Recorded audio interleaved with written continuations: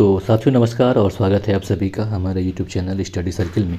और इस वीडियो में हम बात करने जा रहे हैं रेलवे रिक्रूटमेंट बोर्ड की तरफ से जो वैकेंसी निकाली गई है ग्रुप डी की वैकेंसी 2025 के लिए। उसमें तो ये जो टोटल वैकेंसी है अगर हम इसकी बात करें तो ये ओवरऑल 32,000 है, यानी कि कुल वैकेंसी जो है 32,438 है, जो कि काफ़ी है। और ऑनलाइन फॉर्म भरने का जो तारीख है वो आ चुका है, 23 जनवरी से फॉर्म भरे जा रहे हैं और यह 22 फरवरी तक इसमें फॉर्म भरने की अंतिम तिथि है।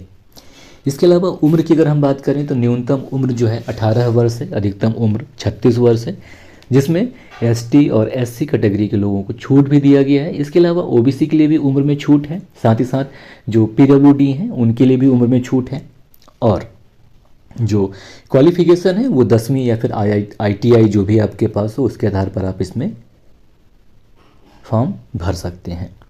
और जो फिजिकल एलिजिबिलिटी की बात किया जाए तो जो पुरुष हैं उनके लिए ऐसे सभी पुरुष जिनको 35 किलोग्राम का वज़न उठाकर 100 मीटर चलना है 2 मिनट में, एक ही बार में, यानी कि एक ही बार में उनको 35 किलो का वज़न उठाना है और उनको 100 मीटर की दूरी तय करनी है 2 मिनट में।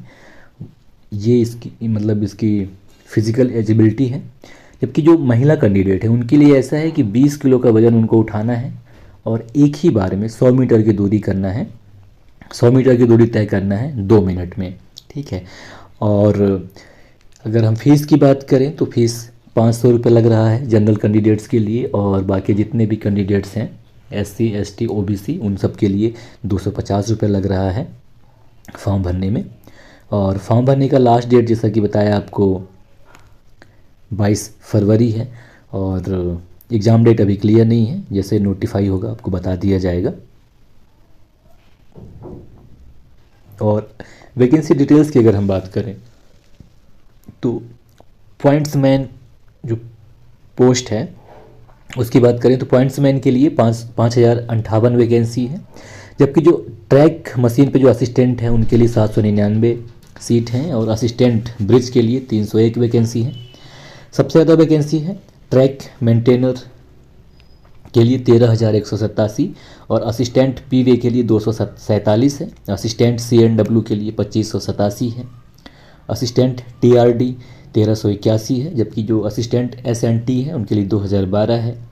और असिस्टेंट लोकोसेट डीजल के लिए 420 सीट है, और असिस्टेंट ऑपरेशन के लिए 744 है, जबकि असिस्टेंट लोकोसेट इलेक्ट्रिकल के लिए 950 सीट है। और असिस्टेंट TL एंड AC के लिए 1041 है। Assistant TL and AC workshop के लिए 624 सीट है, और असिस्टेंट वर्कशॉप मैकेनिकल के लिए 3,077 वैकेंसी है। तो कुल वैकेंसी की बात करें तो कुल वैकेंसी जो है 32,438 है। और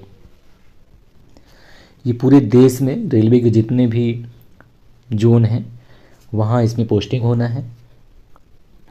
अब थोड़ी हम एग्ज़ाम पैटर्न की बात कर लें तो जो एग्ज़ाम होना है ये कंप्यूटर बेस्ड टेस्ट होना है ये, और आपको 90 मिनट दिए जाएंगे क्वेश्चन सॉल्व करने के लिए, यानी कि 1.5 घंटे का क्वेश्चन पेपर, 1.5 घंटे का समय रहेगा जिसमें आपको सवाल हल करने हैं, ठीक है। और प्रश्नों की संख्या की अगर हम बात करें तो प्रश्नों की संख्या जो है इसमें 100 रहेगी। और सिलेबस की अगर हम बात कर लें तो जनरल साइंस के 25 क्वेश्चन रहेंगे, और मैथमेटिक्स की बात करें तो मैथमेटिक्स के 25 प्रश्न रहेंगे। इसके अलावा general awareness and current affairs के 20 प्रश्न रहेंगे, और सामान्य अभिरुचि और रीजनिंग के 30 प्रश्न रहेंगे। तो कुल 100 प्रश्न रहेंगे 100 नंबर के। इसके अलावा इसमें माइनस मार्किंग भी है, 1/3 आपका प्रत्येक गलत नंबर के लिए काट लिया जाएगा। थोड़ी डिटेल में अगर हम बात करें जो ये सिलेबस है तो जनरल साइंस में आपका फिजिक्स, केमिस्ट्री और लाइफ साइंस यानी जीवन विज्ञान से संबंधित सवाल रहेंगे, जिनका स्तर 10वीं कक्षा तक का होगा।